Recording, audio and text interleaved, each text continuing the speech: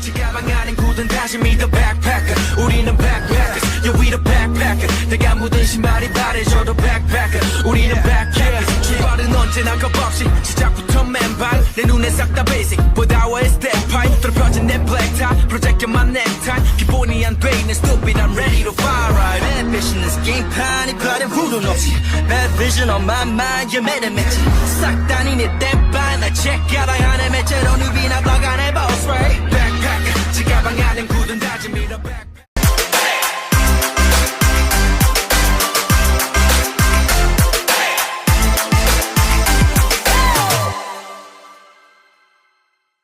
Halo semuanya, selamat datang di podcast Office Talk, tempat ngobrolin seputar dunia kerja yang santai tapi tetap berbobot. Gue Frida, dan hari ini kita bakal bahas topik yang super penting buat kita semua nih, yaitu efektivitas komunikasi di kantor di era digital. Nah, kali ini gue gak sendirian nih, sudah ada 6 narasumber kece yang siap sharing insight mereka. Yuk kenalan dulu. Halo, gue Nadia, HR Manager di perusahaan multinasional. Tugas gue memastikan komunikasi internal di kantor berjalan dengan lancar dan gak ada miskom satupun. Hai semua, gue Laila, Supervisor Administrasi di Startup Teknologi. Sehari-hari gue berusaha sama sistem komunikasi digital yang bikin kerjaan lebih efisien. Halo, gue Cynthia, konsultan komunikasi bisnis. Gue sering bantu perusahaan biar komunikasi mereka lebih strategis dan gak bikin ribet. Halo, gue Dewa, manajer customer service di e-commerce. Gue dan tim harus fast respon ke customer biar mereka puas dan loyal. Halo, gue Lala, kerja di bidang administrasi publik, biasa ngurusin komunikasi di instansi pemerintah dan kadang masih ribet karena masalah birokrasi. Halo, gue Geisha, mahasiswa magang di perusahaan korporat. Gue masih belajar tentang komunikasi di dunia kerja. Ternyata beda banget loh sama di kampus.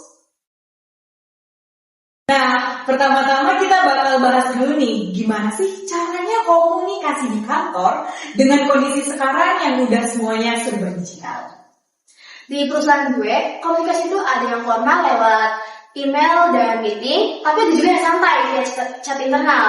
Yang penting semua komunikasi bisa berjalan dengan lancar dan gak ada miskom satupun. Kalau di startup, komunikasi itu lebih dinamis. Kita sering pakai Slack atau WhatsApp buat diskusi cepat, dan untuk meeting tuh jarang banget yang terlalu formal. Nah, kalau di pemerintahan itu sistemnya masih formal banget. Kita tuh masih pakai yang namanya surat menyurat, tanda tangan, sama about approval itu harus lewat jalur resmi. Tapi sekarang udah mulai digital, jadi lumayan lebih cepat. Di customer service, komunikasi itu hidup atau matinya bisnis. Chatbot, email otomatis, dan CRM jadi andalan buat handle ribuan orang tanpa bikin tim kesusahan. Intinya, komunikasi itu harus efisien dan jelas. Teknologi emang bantu banget, tapi tetap harus ada etika dan strategi yang benar biar gak bikin ribet. Dari yang gue lihat, komunikasi kantor itu lebih kompleks dari yang gue kira.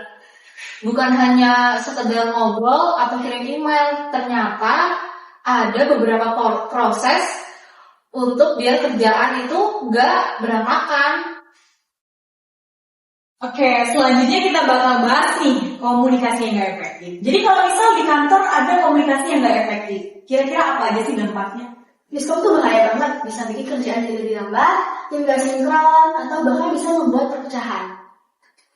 Di lingkungan startup, miskomunikasi itu bisa berakibat fatal. Contohnya, kalau ada informasi yang gak jelas tentang tugas atau deadline, bisa aja ada yang ngerjain double atau malah gak dikerjain sama sekali. Nah, kalau di pemerintahan, miskom itu bisa bikin birokrasi makin lama.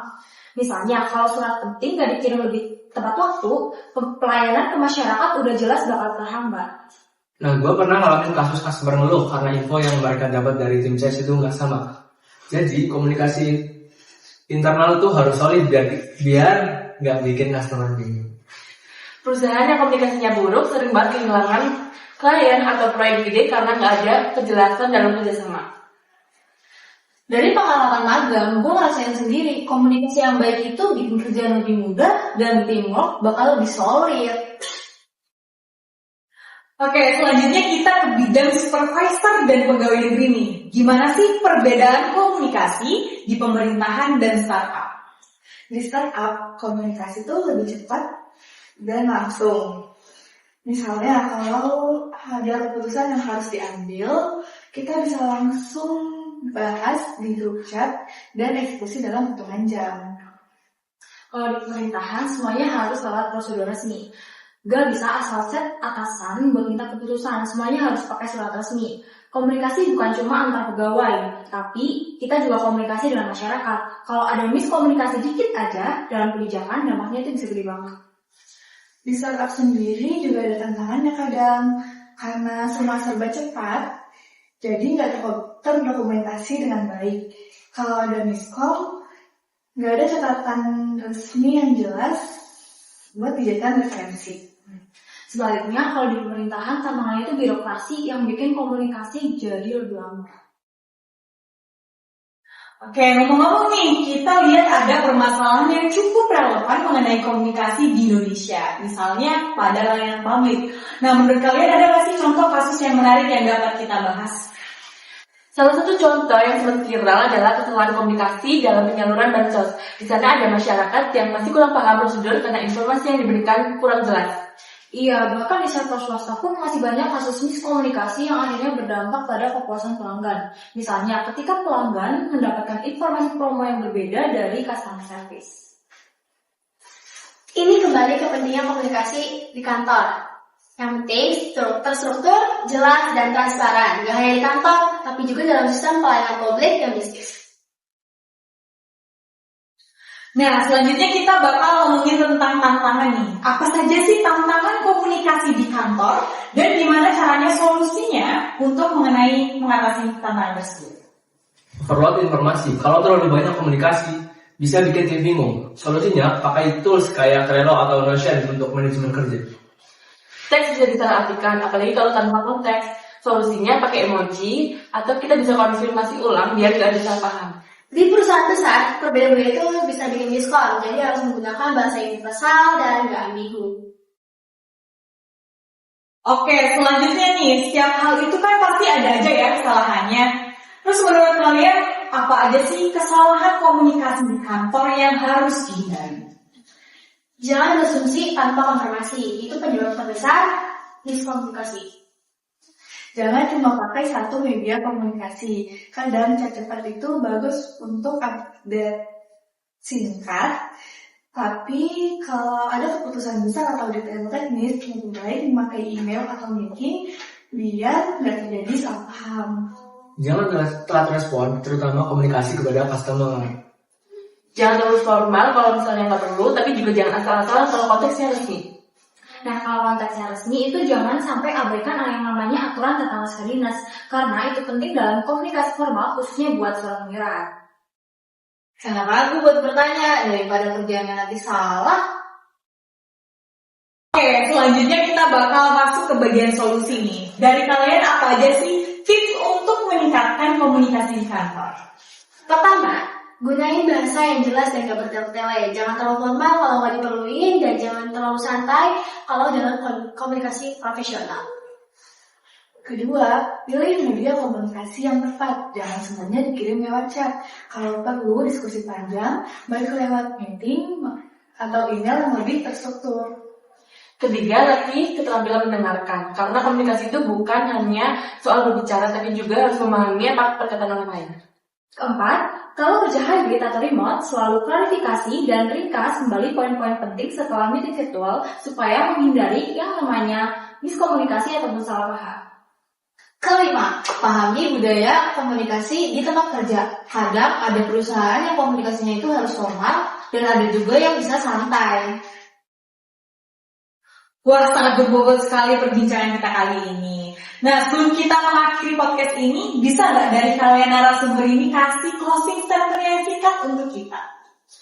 Komunikasi yang penting itu bukan cuma tentang berbicara, tapi juga mendengar dan memahami.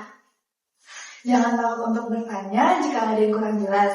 Lebih baik bertanya daripada salah paham. Perusahaan harus mulai meningkatkan budaya komunikasi yang baik, baik secara langsung maupun digital.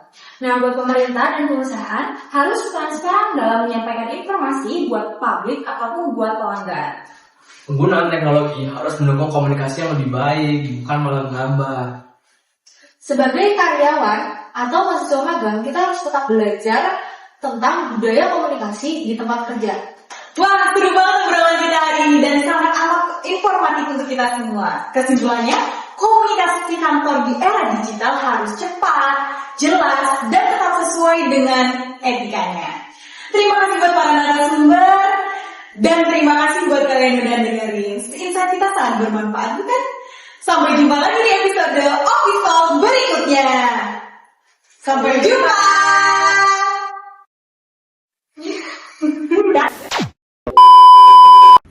Hai guys, selamat datang di video vlog aku hari ini. Kali ini kita bakal bahas komunikasi di kantor. Gimana sih caranya komunikasi biar lancar dan tidak ada salah paham? Yuk kita masuk ke dalam. Kenalin, ini ada Pak Dewa yang sangat ahli dengan komunikasi bisnis. Halo. Yuk. Pak, tolong urus laporannya itu ya. Yang mana guys? Nggak marah ya.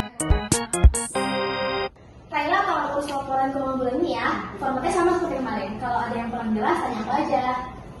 Oke Nat, aku cek dulu. Kalau ada pertanyaan aku hubungin. Nah, beda banget kan kalau komunikasinya jelas, kerja jadi lebih mudah. Jadi guys, komunikasi yang baik di kantor itu sangat penting. Jangan ragu buat klarifikasi, gunakan bahasa yang jelas dan terbuka dengan tim. Sekian video vlog hari ini, sampai jumpa di video berikutnya.